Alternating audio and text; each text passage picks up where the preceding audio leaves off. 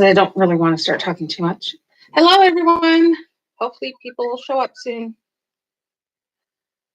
But I don't want to talk too much about important stuff until somebody joins. Okay. So, I don't know. Anytime I've joined a live chat, usually there's already like a dozen people waiting.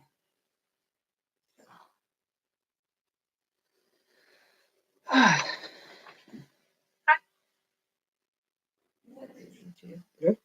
I pushed the button and it wasn't the one I needed to.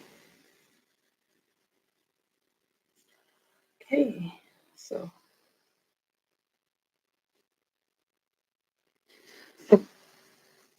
for anyone who's watching the replay, what we're hoping to talk about is what's your ideal garden style, favorite fertilizer, and the question, if money was no object, what would you add to your garden or homestead? Yeah, you logged off, so now I don't even have one watching. It went away. Yeah. I don't know where it went. Hold on. Right there. Oh, there it is. Yeah. Ta-da! Ta-da. Okay. Right there. You can turn the volume down now. That's what I'm doing. So we'll start off talking with it, and then if somebody wants to join in, we can always go back and rehash it too if somebody has a question. So. Okay, so what's your first question? Well, what is your ideal garden style?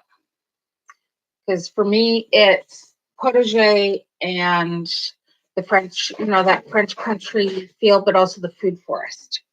Yeah, and we've looked at enough gardens on TV and different specials.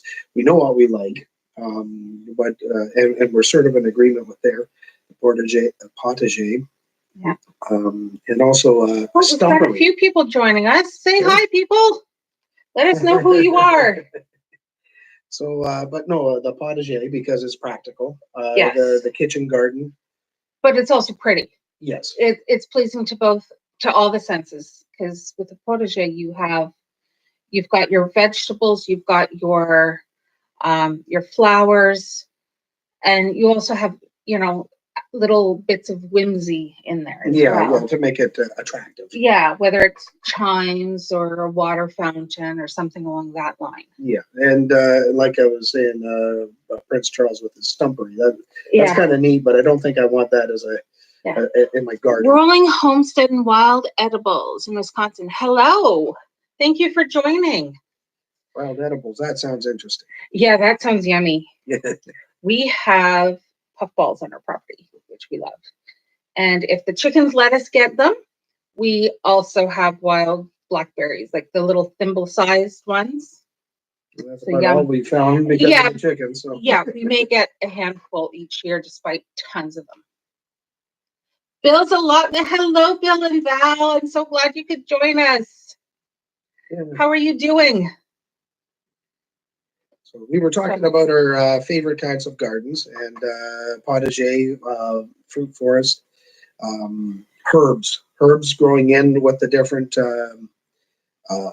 vegetables and all that to act sort of symbiotic to promote health and pest control. Yeah, you've been busy up at your plot. You guys have a beautiful plot. They have really nice greenhouses. Oh, greenhouses. Okay, jealous. They're nice. They're manageable sizes. You can't get too crazy in there, but they're beautiful. And enough full of chickens. Yeah, my greenhouse got taken over by chickens. We show how to make dandelion. Oh, dandelion jelly and tastes like honey. Really? Yeah. Wow. I always found dandelion anything was a little bitter, a lot bitter sometimes. And my sister used to make dandelion wine many, many, many years ago. She's 18 years older than me. So when I say many, many years ago, she was young when she was doing it. So, all right. But yeah, favorite types of, I like the idea of a food forest, getting back to, types of gardens and so on. I really like the idea of a food forest where you're able to just kind of go out there and forage, pick as you're walking through, you know, what's available, what's ripe at the time, and using that as your inspiration for the day's meals. Yeah, and growing up around southern Georgian Bay area, where we were, you never went hungry. You go for a walk in the woods. It didn't matter if it was in June or if it was in September. You could just walk and pick, and I kind of like that on my property. Yeah. Instead of having to walk out in the woods for it. Yeah. Again, with us, we're going to have to. One of the things we're planning on doing is fencing in our front garden this year, because in order to have any sort of food growing, we have to keep the deer out, and we have to definitely have to keep out the chickens because they eat everything before we do. Yeah. You have over an acre garden there at Rolling Hills, just over an acre. Oh, so that's just the garden. That's just your garden that's over an acre, or is that like the whole property? I'm not sure how big our garden's going to be once we fence it in. I don't know, big enough. Probably about a half acre, 3/4 of an acre, maybe. Yeah, but that's also a work in progress. But that's right now we have maybe hundreds of feet.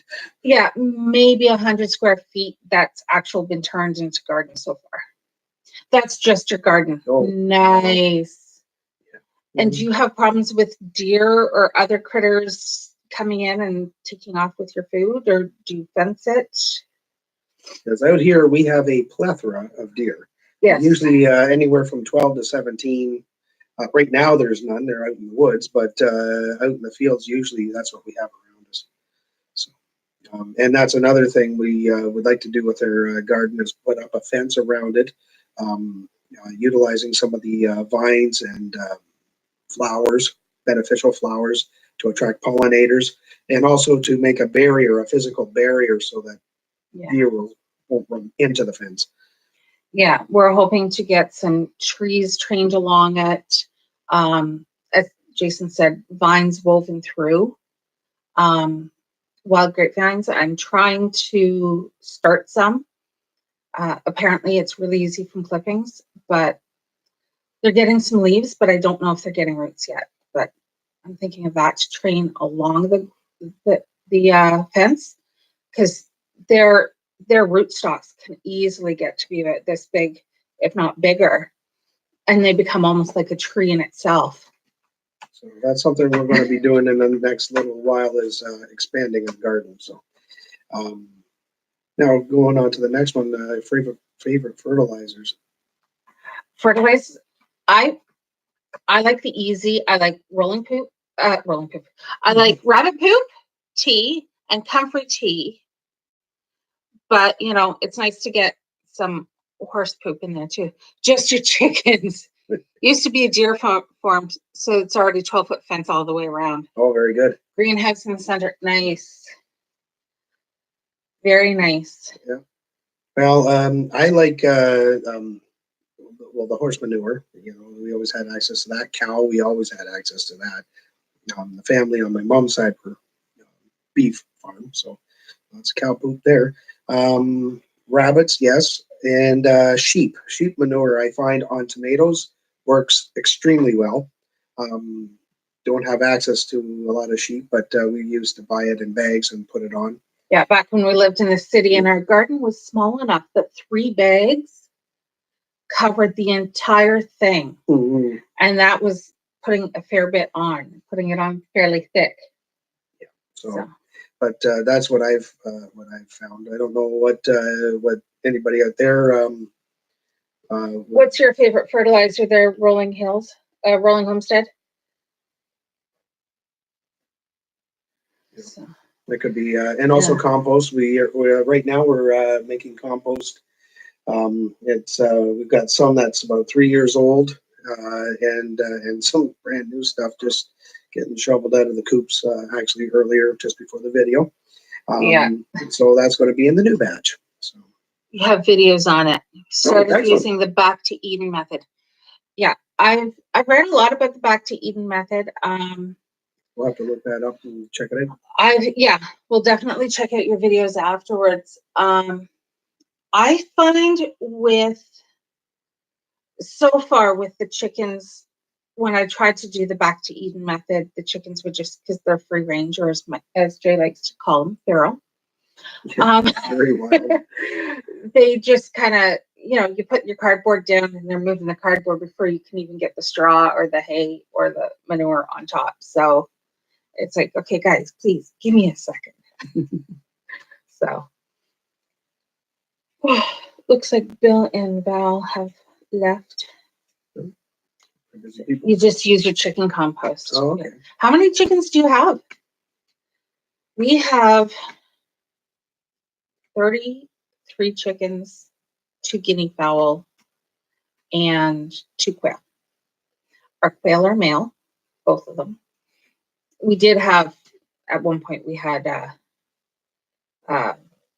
Females. We had how many? 12? Yeah. Yeah, I think we had 12 quail at one point. And we were getting eggs like crazy. Yeah, getting eggs like crazy, which was great, but unfortunately, those girls that we had gotten were a little older, so we were kind of like their hospice. Lots of people like to give us their older animals, Yeah, but we're still knowing they'll be spoiled. Yeah, but we're still also putting out anywhere from 12 to 20 eggs a day. So yes, so that's not too bad. With your chicken compost, grew a 14-pound butternut squash. That must have been huge. Yeah. That would have been definitely like for a full family feast for that squash. Or a ribbon winner, I would assume. Yeah. Did you take it to a local fair to enter? Because that would have been fun. I used to be the homecraft director for our local county fair, our little egg society up here. Lots of work that goes in behind that. Tomatoes 8 feet tall. Yeah. Okay. So you were using a ladder to get the top. I'm assuming. Because that's.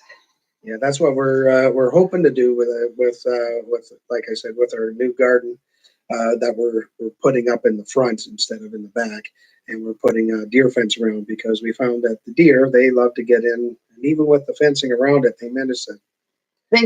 They reach over what they could and nibble anything that was trying to grow, because we just had the fencing right on a raised bed. Yeah, so it's a 2 by 8 foot or 4 by 8 foot flower bed, so they could reach in or reach over. Our video is called Monster in the Patch. That looks like a fun one to watch. Yeah, we'll check those out tonight. Yeah. Yeah. So, but yeah, I do like using comfrey tea for some of my plants. I find that works quite well. And the benefits of that. Yeah, it puts a lot of nutrients because it's got a long tap root, so it'll pull a lot of the nutrients up from deeper in the ground, and then redistribute it. So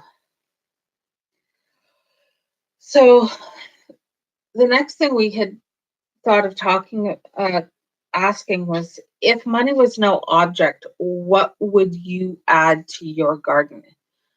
Is there anything in particular that you're dreaming of adding, but just holding back, maybe because of cost or just time? For me, I would like beehives. And of course, I would love one of those beautiful glass greenhouses. And it sounds like Rolling Homestead. Sounds like what they would have access to that. Either hives or half hives. Yeah. So close by for everything that you would need.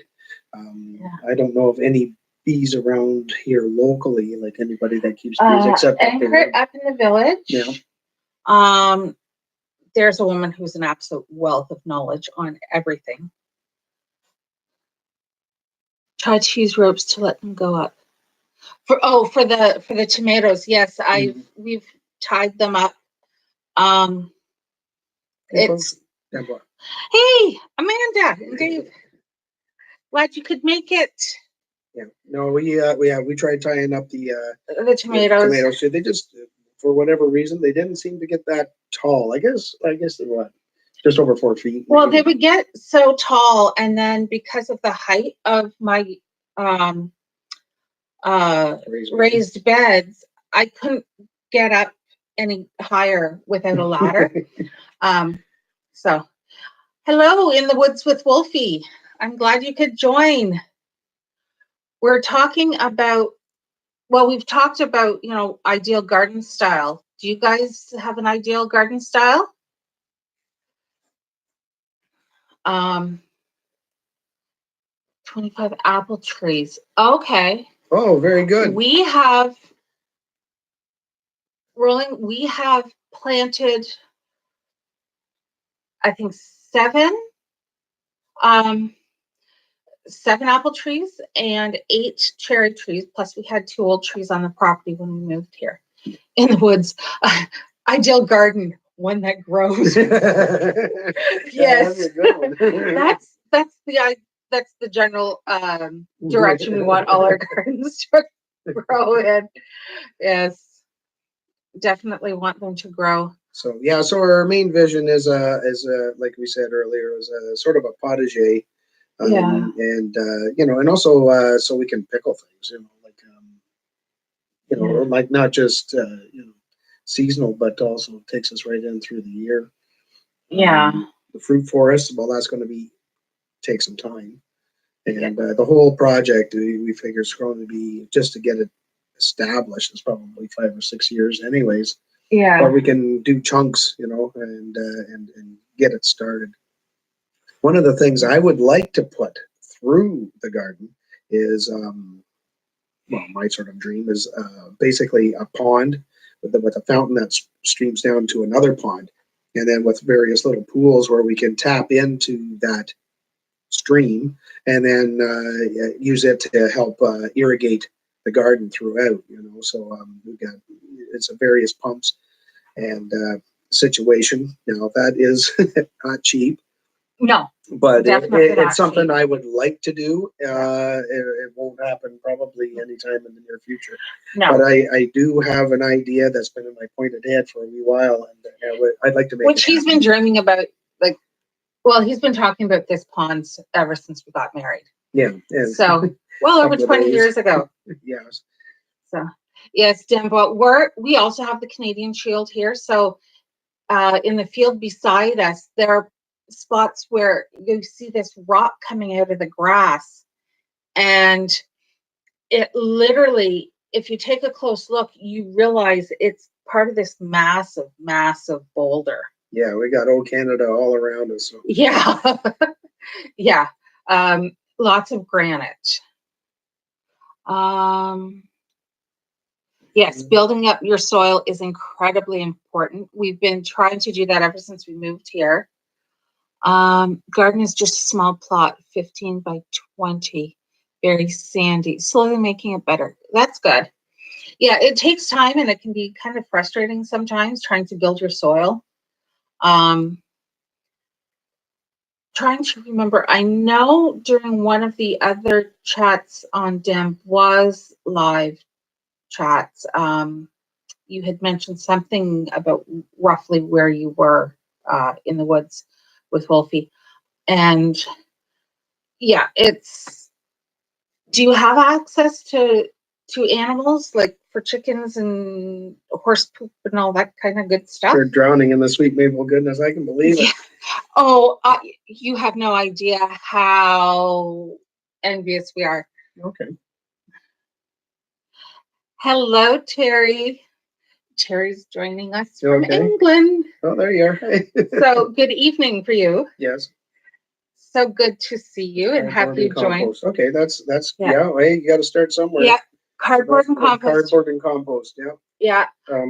We started with that, and then we went to the raised beds. Yeah. Because we have basically an old road going through the middle of our backyard. Oh, yeah, that's right. You're really close to us. Okay. Because we're just north of Highway 7. Yeah, we're north of 7 too. Yeah. But yeah, probably about an hour and a half away from you. So okay. Yeah. Yeah. So very Yeah. good. So I know the kind of soil you're dealing with, and so Your electrical inspector is my electrical inspector. Yes, I'm an electrician. yes. So, but anyways, yeah, with the maple syrup, all the maple camps around us, they're just going full steam. Even guys are like even at 1 o'clock in the morning, they're still out there. They're and busy boiling and boiling and camping out. So yeah, and it's although it was really warm yesterday, now it's sorry, just reading the thing. Yes, yes. I know pretty much where you are in the woods. But yeah, yesterday was pretty warm here, and a friend's place, just a couple concessions over, she registered 80 degrees in her front garden, which is kind of a little trapped area facing directly south.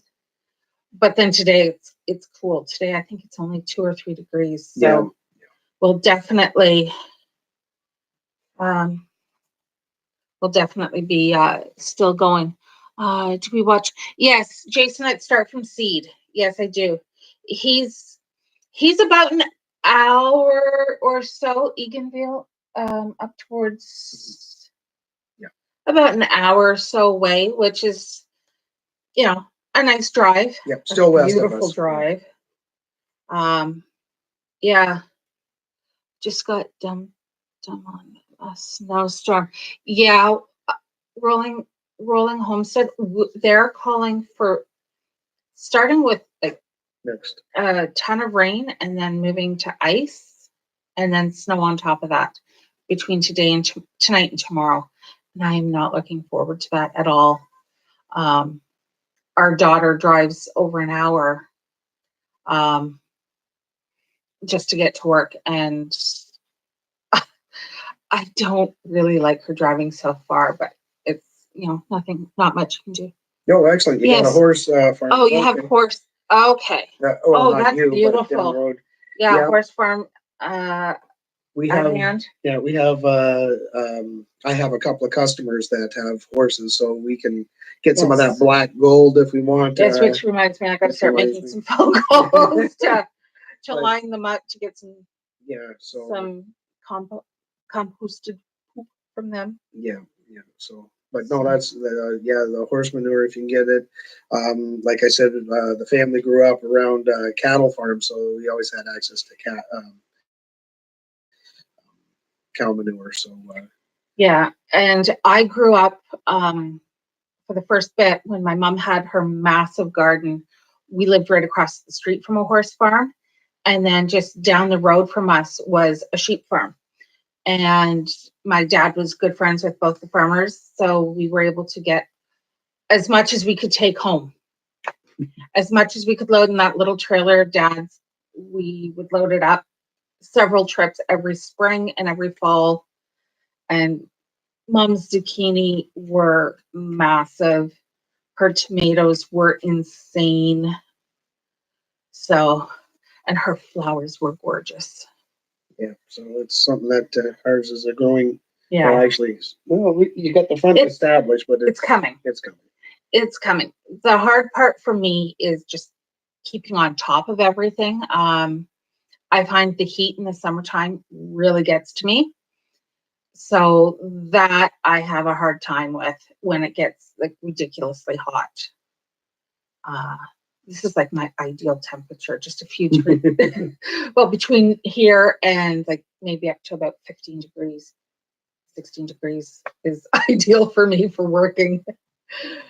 So, but, almost dropped my tablet. So, but, one of the things we were asking is if budget was no question and there were no constraints on anything, what would your ideal garden, like what would you like to bring into your garden. Incorporate. Yeah. And we mentioned, I mentioned my fountain, my magical fountain of irrigation, as well as looks. The greenhouse, we've got a small one started. Huge one would be amazing, but we just don't have the property for it. And of course, it has to be one that is not taken over by chickens. Yes. And, but you know, as some of you might have something that you were hoping for, it might be you know, of hi, Eric. Read that. Oh, Eric Hale. Okay. Just joined us. So yeah. With heat and lights to grow, yes, that being able to grow in a greenhouse year round, it's incredibly expensive, but if it weren't an object, I would definitely do that, and I would have some tropical plants in there, and yes, I would be. That's where you'd find me all year round. So, but I'd also like to add bees. As we were saying, there's a lady up in the village that has bees, and a friend of mine, a couple concessions over, she's got, she has bees. Like to be able to make the garden big enough not to have to haul anything to the cabin. And the greenhouse. And the greenhouse. Sure. Yes. Yes. Yeah. I hear ya. Yeah. Yeah, that's the one thing with, like, I don't know how big your property is. We've got just shy of 4 acres, like within a couple of feet. But we have a gully with trees that take up a good chunk of it. And you know, and so we don't, the way it's laid out, we can't utilize all of it. So we have to pick and choose where we can, right? So. Yeah. Greenhouse built on the side of the house. Eric, that would be awesome. I love the idea.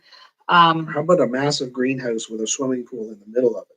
Yeah, that'd be great too. Like your own private oasis. Yeah, just build the greenhouse up over the house. Like, let's just live in this so that you don't have to shovel snow right outside the door. Yeah, no, but in the winter. Yeah, love the greenhouse. First year having it. Hi, Ontario Homestead. Oh, good for you. Yeah. Good for you. You know what? Down the road, a few miles from here, there's 4 greenhouses.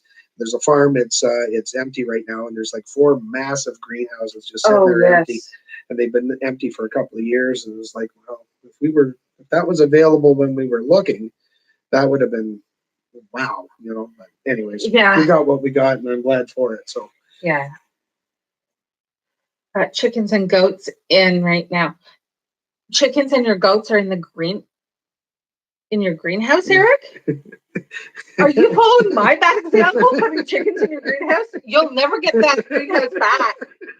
They never give it back. That's good. Yeah, okay. So we're not the only ones. So good to know. Are you using it just now? Do you have just bare floor? Is it just a dirt floor in your greenhouse, and you're getting them to work the soil for you, or because mine has it's dirt. A dirt floor. Okay, that's smart. Then mine's. I wanted the dirt floor, but he put a floor on it because our places our land is so uneven that you cannot go 4 feet, let alone 9 feet, without massive variations in height. It's about 1.5 foot over a 9-foot span. Yeah, different. So I put it up on skids. But that's a good thing too, because somebody wants to relocate it to another part of the property. So I'm just going to borrow the neighbor's bigger tractor and drag it over there. That'll be in the fall.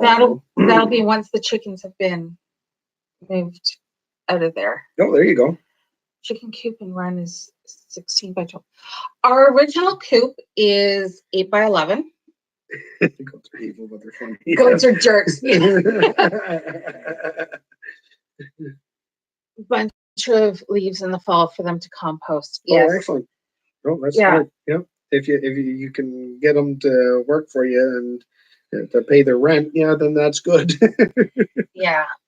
My chickens don't do much for composting. They like to just take whatever compost pile I have and just flatten it and send it over several cubic meters. Yeah. So, They just send it everywhere. but that's another thing we're going to be doing too. Is we've got a couple of bales of hay that Old straw. No, it is old hay. You're right, the round bales from the field beside us, and it's not really. I wouldn't use it for bedding anymore because it's a little bit old. So we're going to break open the bales and clunk them out in the yard and in the gardens and let the chickens break it all down. And the hay was never a really good quality feed hay, because by the time they get around to actually cutting the hay and baling it, it's end of August, beginning of September. So all the nutrition's gone. It's built it for the cold winter. It can be 17 below outside, and it'll be 60 in the run. Nice. Yeah, well, that's good.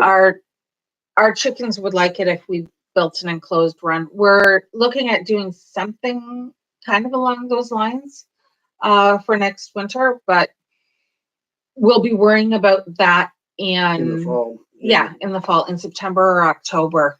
Yeah, I might just build a frame between the two buildings and put up brick layer tarp just to block the wind and the snow, so they have somewhere to run, and then we can throw some couple of bales of straw in there for them, so that they're not freezing their feet off. So, because up until now, what we've done is every time it snows, we go and we get some of the old hay that we had that's beyond use, and we've been just putting that down all over the ground, all over the snow. That's what's so beneficial. Nice. Yes. Okay. Well, that tips the balance too. So. Yeah. But we've been doing that, and now, of course, we have layers and layers of the straw and manure, and then ice, and then straw and manure, and then more ice, and so we're constantly pulling that off. The ice cream sandwich. Oh, it's disgusting. But now that it's melting, so we got to get. We're going to be lugging that around and putting it to where we eat it. So. Okay, Rolling Homestead. Thanks. As I said, we'll be looking at your videos later. Yep. Thanks. But I'd like to have a greenhouse with an actual dirt floor where I can just go in and plant directly into the ground in there. But I can't see that happening right now. No, that's. Use the old hay to grow potatoes in. Oh. That's a thought. Yeah, that is. Actually, we problem is it's got so much mold in it. I don't know how, like the old bales that we have, they've gotten really wet. They were just left out in the elements because we don't really have a hay barn. So like the center of it, it's all mold. Well, right now the center of it's still frozen, but it's pretty moldy. You move it and that cloud of dust comes off. So sun will probably bake it. Mold, yeah. So we got to get it out from out that one spot there, because for our temporary hay barn we got the metal framing. We actually got that from the recycle center, and then we put a tarp over it, and that lasted most of the winter, so it's pretty good.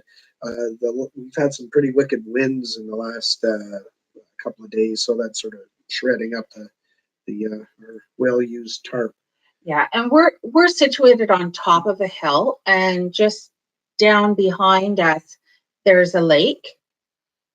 Yes, please, thank you in the woods with Wolfie. Okay. Please hit the thumbs up. Yep. Thank you. Thank you for coming. But we get a lot of wind coming in off that lake, and it gets pretty wicked. So it's one of those things that, oh yes. So force a habit, reminding people. Well, I appreciate that habit. That's very generous of you. makes it nice because every thumbs up helps. Yeah. So, but Jason's got to leave. Yeah, we got a. We have a ton of stuff. I was honestly not even expecting anyone to show up. So yeah, So we I do appreciate this so much for our first. Yeah, this is for our our. first real live stream. Yeah. Hopefully we'll be doing it again. I'd like to make it a somewhat regular occurrence if everyone wants to join in again. But we have a few topics that we'd like to, and not only our experience, but also we like to get feedback and talk to other people because, if you talk and communicate, you get a wealth of knowledge that way from people who have experienced it. And, we can help each other out. That's the whole name of the game is looking out for each other. Right. So, yeah. And, so, but thank you very much. But thank you so much for joining us. And we're going to say goodbye now. And of course, there'll be another video up tomorrow. This 30 and 30 is killing me. Just saying it. But yeah, thanks everyone. And I hope everyone has a wonderful day. Bye-bye. Take care.